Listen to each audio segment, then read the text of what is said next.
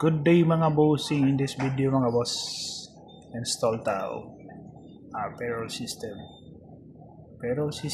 nga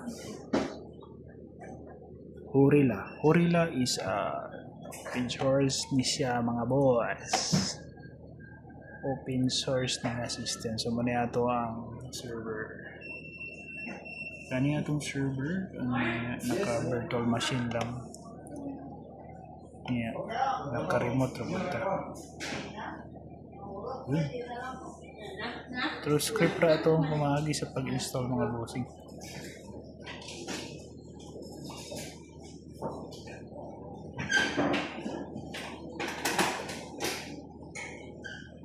Which services you want to restart?